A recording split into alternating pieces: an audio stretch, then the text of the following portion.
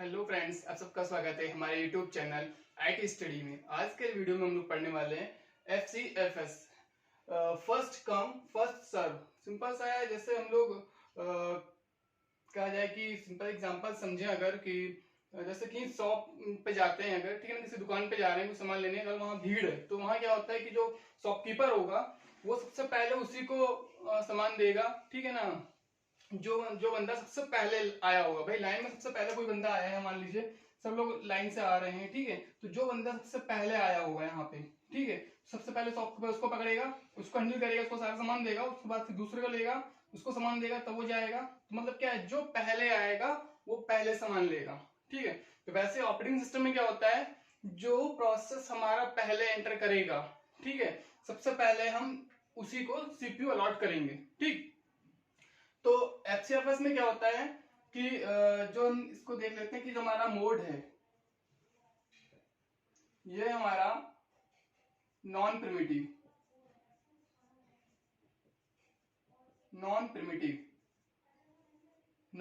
का मतलब है कि इसको हम पहले डिस्कस कर चुके हैं कि अगर आपको सीपीयू मिल चुका है एक बार, ठीक है, तो जब तक आपका प्रोसेस कंप्लीट एग्जीक्यूट नहीं होता, कंप्लीट नहीं हो जाएगा आपका प्रोसेस, ठीक है ना, तब तक सीपीयू स्विच नहीं करेगा, तब तक आपका सीपीयू आपके पास रहेगा। आप कंप्लीट कर लीजिए, काम एग्जीक्यूट हो जाएगा, उसके बाद ही क्या कहते हैं हम सीपीयू किसी दूसरे प्रोसेस को देंगे, ठीक है।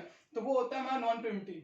प्रिमिटिव में क्या होता है कि भाई उसमें एक टाइम क्वांटम बना होता है कि मान लीजिए 2 सेकंड 5 सेकंड 10 सेकंड जो भी है, उसमें एक टाइम क्वांटम लगा होगा, उस टाइम के अकॉर्डिंग उतने देर तक ही सीपीयू किसी एक प्रोसेस के पास रहेगा, उतनी देर तक वो प्रोसेस एग्जीक्यूट करेगा, उसके बाद वो सीपीयू हमारा दूसरे वाले प्रोसेस के पास चले जाएगा, उसको प्रोसेस को मिल जाएगा सीपीयू, वो उतनी देर तक काम करेगा। तो उसमें टाइम क्वांटम के अकॉर्डिंग होता है, ठीक है, तो वो प्रिमिटिव होता है। यहाँ हम लोग नॉन प्रिमिटिव की बात कर रहे हैं, ठीक है। अब एफसीएफएस जो शेड्यूलिंग है, इसमें क्या होता है कि मान लीजिए आपके पास हमने एक एग्जांपल लिया है, ठीक है ना, और इसमें हमें ये डिफाइन करना रहेगा कि आपका कंप्लीशन टाइम कितना आ रहा है, टर्न अराउंड टाइम कितना आ रहा है, वेटिंग टाइम कितना आ रहा है, ठीक है। एग्जाम पर्पज से रिटर्न में ये एफसीएफएस शेड्यूलिंग या एसजेएफ ये शेड्यूलिंग पूछी जाती है, और इस पर न्यूमेरिकल भी आता है, ठीक है ना। आपको ऐसे प्रोसेस दे देंगे, ठीक है ना, और उसके टाइमिंग दे देंगे, बस टाइम और अराइवल टाइम दे देंगे, और ये टाइमिंग पूछी जाएगी, वेटिंग टाइम कितना हुआ, ये एवरेज वेटिंग टाइम कितना निकल के आ रहा है, ठीक है। तो उसको हम लोग अभी आगे निकालेंगे। तो स्टार्ट करते हैं। देखिए, मान लीजिए आपके पास 4 प्रोसेस हैं, ठीक है ना, P1 P2 P3 P4, ठीक है ना। उसका अराइवल टाइम भी हमारे पास 0 2 4 6 सबका अलग अलग, ठीक। और वैसे हमको बस टाइम मिला हुआ है 3 4 5 6, ठीक। ये हमने एक एग्जांपल लिया है, ठीक है। अब इसको डिफाइन करने के लिए हम लोग क्या करते हैं, गैंट चार्ट बनाते हैं,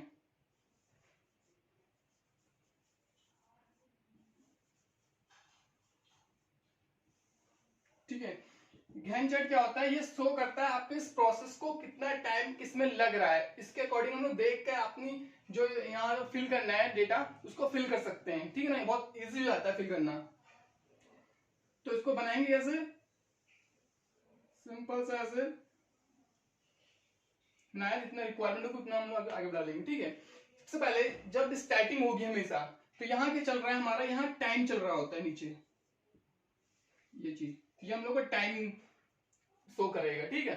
तो स्टार्टिंग जो टाइमिंग की रखी जाएगी, जो नंबर रखा जाएगा, वो स्टार्टिंग हमारा 0 से स्टार्ट किया जाएगा, 0 से हमने स्टार्ट किया। अब ये देखेंगे उस 0 पे इस टाइम जो स्टार्टिंग किया गया सबसे पहले, जब आपका कहा जाए कि आपने शेड्यूलिंग का आपका स्टार्ट हुआ, ठीक है, तो उस समय 0 टाइम पे कोई प्रोसेस क्या आपको कोई प्रोसेस आ चुका था आपके सिस्टम में, ठीक है। तो हमारा P1 अराइव हो चुका था, ठीक है, रेडी क्यू में आ चुका था, मतलब P1 का अराइवल कितना 0, मतलब 0 पर ही आ गया था, ठीक है। और कितनी देर तक इसका बस टाइम है, मतलब 3 तक। इसका जो टाइम एग्जीक्यूशन टाइम है जो लगेगा इसको टोटल एग्जीक्यूट करने में टाइम, वो मान लीजिए इसमें 3 सेकंड मिली सेकंड, या फिर कह सकते हैं 3 मिनट, जो भी है, मतलब इसको एग्जाम्पल तौर पर समझते हैं कि मान लीजिए हमने ले लिया कि 3 मिनट तक, मिनट की बात कर रहे हैं, ठीक है, एग्जाम्पल पर कि मिनट ले रहे हैं, तो 0 पे आ चुका है और उसको 3 मिनट लगेगा एग्जीक्यूट करने में कंप्लीट, ठीक है। और हम बात कर रहे हैं नॉन प्रिमिटिव, मतलब कि अगर इस प्रोसेस P1 को हमने सीपीयू अलॉट कर दिया, सीपीयू इसको दे दिया गया, ठीक है, तो सीपीयू क्या करेगा, जब तक इसको एग्जीक्यूट नहीं कर कंप्लीट नहीं कर देगा, तब तक वो दूसरे किसी प्रोसेस P2 पे या P3 पे स्विच नहीं करेगा, ठीक है। तो पूरा ये कंप्लीट होगा, अब क्या है, सबसे पहले P1 पे, P1 हमने यहां लिखा, P1 लिख दिया, ठीक है।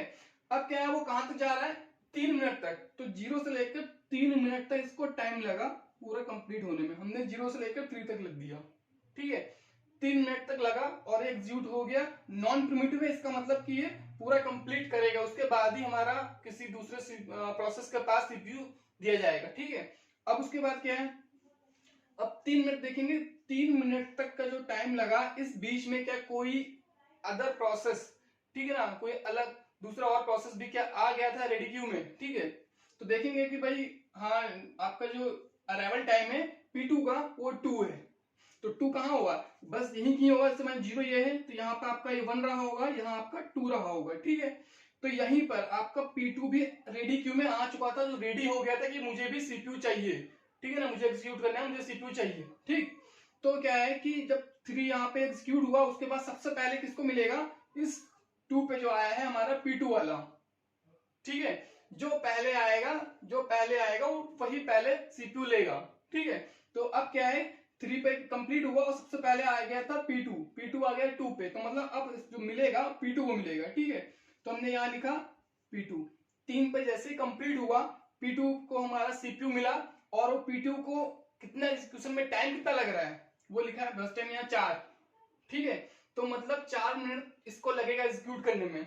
3 पे इसको मिला था और इसका टोटल टाइम लग रहा है 4, तो मतलब ये खत्म कब करेगा, 7 पे, ठीक है। 3 पे मिला और टोटल लिमिट इसको लग रही कितनी, 4 मिनट लग रहा है मान लीजिए, ठीक है। तो कितना टाइम जाएगा, 4 3 7 7 हो जाएगा, ठीक है ना।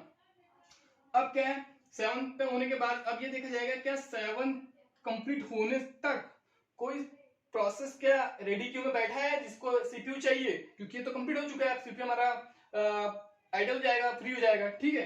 तो वहां पर चलेगा कि यहाँ देखेंगे हम लोग अराइवल टाइम में, हाँ भाई ये 4 पे P3 भी आ चुका है और 6 पे हमारा P4 भी आ चुका है। तो मतलब 3 के बाद जस्ट जैसे 4 हुआ, ये 4 यहाँ पे हमारा P3 आ चुका था, रेडी क्यू में बैठा है, और उसके बाद जब लास्ट में 6 हुआ यहाँ पे, तो वहां पे P4 भी आया, लेकिन पहले कौन आया, हमारा P3 आया, ठीक है। तो अब क्या होगा, हमारा जो सीपीयू है वो P3 को दे दिया जाएगा, P3 को दिया गया, 4 पे आ चुका था तो P3 को मिला, और जब P3 को मिला तो इसका जो एग्जीक्यूशन टाइम कितना लग रहा है, जो बर्स्ट टाइम है वो है 5, ठीक है ना, 5 मिनट या 5 सेकंड, जो भी हम लोग नेट समझ रहे हैं। तो 7 पे ये खत्म हुआ था P2, तो 7 और 5 ये हो गया 12, ठीक है ना। तो 12 मिनट पे ये खत्म होगा, उसके बाद लास्ट वही बचा P4 ही बचा, और ये आ भी चुका था 6 पे, ठीक है ना। जब P2 एग्जीक्यूट कर रहा था उसी समय ये रेडी क्यू में आ चुका था, ठीक। तो अगला 6 पे ये आ चुका था, और इसका बस टाइम है हमारा 6 मिनट का, ठीक है। तो P4 लिया हमने और 6 मिनट पे आया, इसका टोटल टाइम 6 लग रहा है, तो यहाँ 12 और ये हो गया 6 18, ठीक है। सिंपल सा है, जो जैसे आया है जिस अकॉर्डिंग, ठीक है ना, तो उस अकॉर्डिंग ही हम लोग लेते जाएंगे, अराइव जैसा जैसा हुआ है उसके अकॉर्डिंग हम लोग यहाँ पे गैंट चार्ट में शो करेंगे। हाँ, एक बार कभी कभी ऐसा होता है कि आप लोग को ऐसा कभी मिलेगा क्वेश्चन वगैरह में कि जो हमने यहाँ अराइवल टाइम जैसे 0 2 4 6 लिया है, आपको क्या होगा, सब पे 0 मिल जाएगा, ठीक है। ये बोल जाएगा कि सब मतलब सबका जो टाइमिंग है आने की वो सेम है, या 0 दे देंगे, 2 दे देंगे, 4 दे देंगे, जो भी है, ठीक है, सबकी सेम कर देंगे। तो आपको वहां पर कंफ्यूजन नहीं होना है भाई, सब लोग एक टाइम पर अगर आ गए हैं तो वहां पे जो अकॉर्डिंग जो प्रोसेस का नाम दिया P1 P2 P3 जो भी दिया, ठीक है ना, उसके अकॉर्डिंग ही आप ले सकते हैं, कोई प्रॉब्लम नहीं, क्योंकि वहां सब लोग आ गए एक साथ, ठीक है ना। तो वहां पे क्या होता है कि जो प्रोसेस का जो नंबरिंग है हम उसी अकॉर्डिंग ही P1 P2 P3 P4 ले लेते हैं, ठीक है। हाँ, एक चीज और है, हमने हमारा इसमें क्या था कि जो प्रोसेस आ रहे थे वो अराइव कर जा रहे थे, ठीक है, कि ब्लैंक नहीं हो रहा था। यहां समझ लेते हैं, मान लीजिए ऐसा कुछ होता है कि जो P4 था, ठीक है, ये P4 जो टाइम 6 लिखी है, यहाँ पे से 12 पे P3 हमारा खत्म हुआ, ठीक है ना। उसके बाद जो P4 जो अराइव हो रहा था वो 6 पे ना हो करके मान लीजिए 14 पर होता, इनकेस 6 पे हमारा जो अराइव हो रहा है P4, ये 6 पे ना होकर 14 पर होता, ठीक है। तो क्या होता कि भाई 12 पे तो खत्म हो चुका P3, ठीक है, अभी तक अगला प्रोसेस आया नहीं है, अगला P4 जो हम यहाँ लिख रहे हैं P4 तो अभी अराइव ही नहीं हुआ है, ठीक है ना, रेडी क्यू में आया नहीं है। वो कब आएगा, जब हमारा टाइमिंग 14 पे पहुंचेगा, अभी तो 12 पे हुआ है। तो क्या होता, यहां से लेकर के यहां तक, ठीक है, 2 मिनट का हमारा क्या होता है, यहाँ गैपिंग हो जाती है, हमारा सीपीएम फ्री रहता है, गैप हो जाता है, ठीक है। जब 14 टाइमिंग हो जाती है, मतलब 2 मिनट और आगे बढ़ जाते हैं, जब हम 14 पे पहुंचते हैं हमारा, तब हमको हमारा सीपीयू मिलता, प्रोसेस मिलता P4, ठीक है। तब हमारा सीपीयू जो है वो P4 के पास पहुंचता और P4 को एग्जीक्यूट करना शुरू करता। तो 14 से हम लोग 6 आगे लेते, तो यहाँ हो जाता हमारा 20, सॉरी, ठीक है। तो कुछ ऐसा होता हमारा, ठीक है। बट यहाँ पे हमारा गैपिंग नहीं है, क्यों? क्योंकि ऑलरेडी ये पहले ही अराइव हो चुका था, रेडी क्यू में आ चुका था, ठीक है ना। तो डायरेक्ट इसको फिर रैम में मतलब सीपीयू को प्रोवाइड कर दिया गया, ठीक है। तो ये चीज होती है। अब इसका टाइमिंग फिल करते हैं,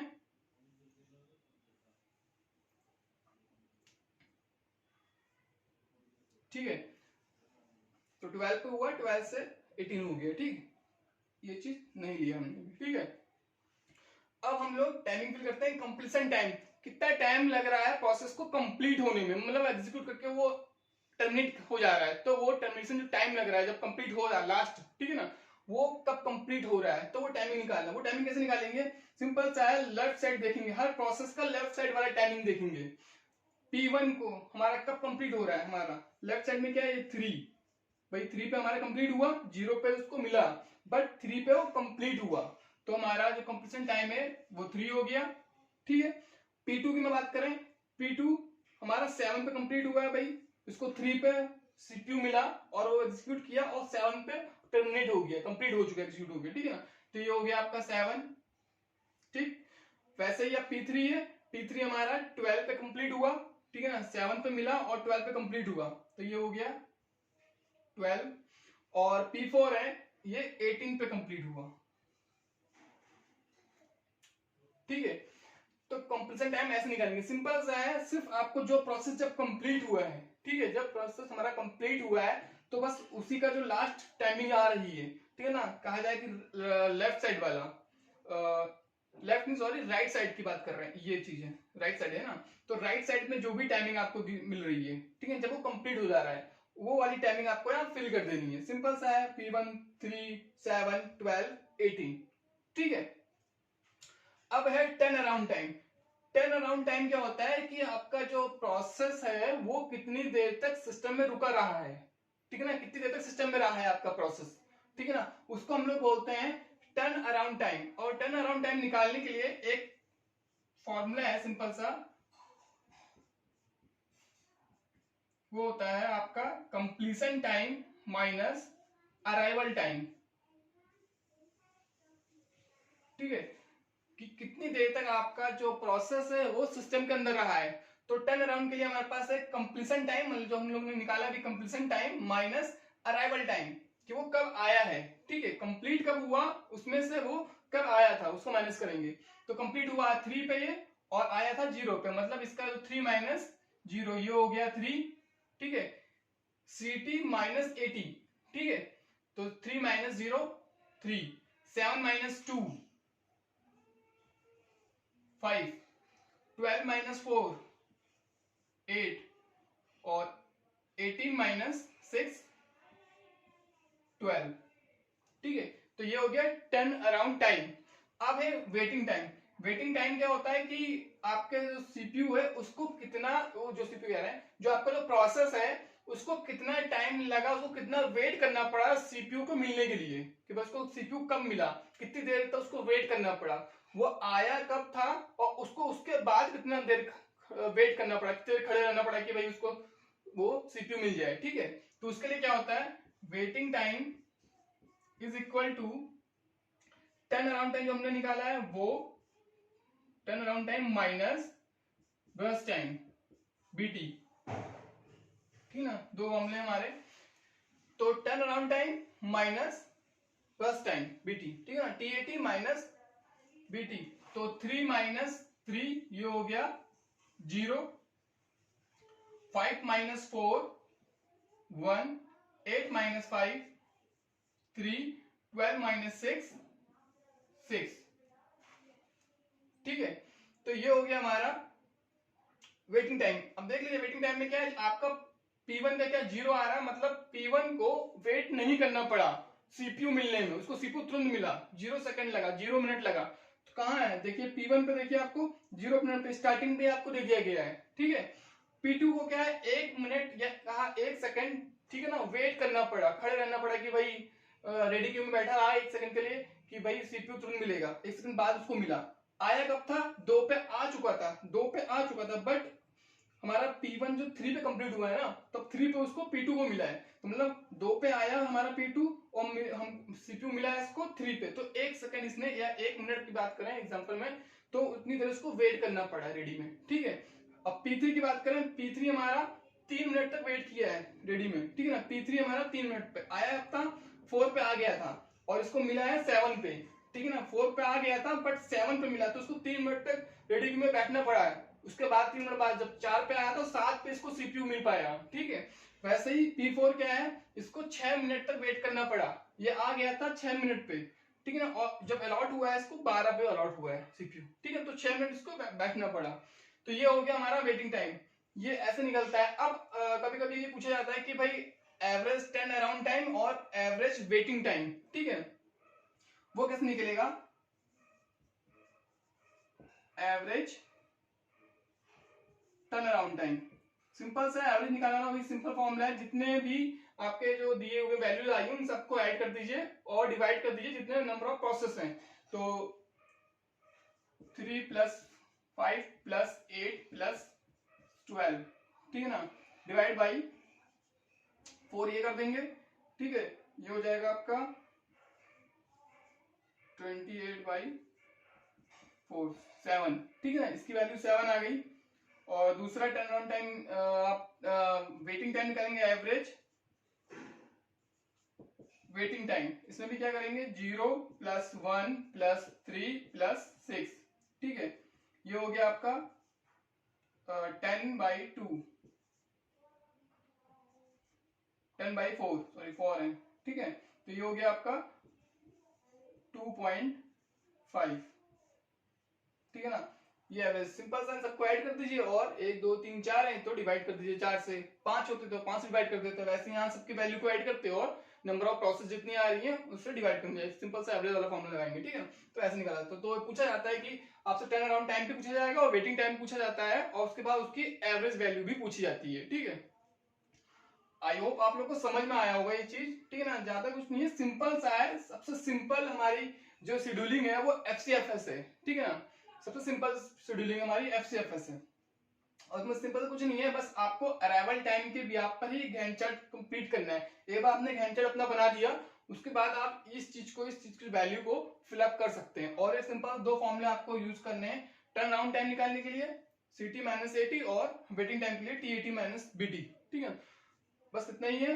वीडियो आप लोग को पसंद आई हो तो लाइक जरूर कीजिएगा और यूजफुल लगी हो तो अपने फ्रेंड सर्कल में और अपने दोस्तों में इसको शेयर जरूर कीजिएगा। आज के लिए बस इतना ही, थैंक यू।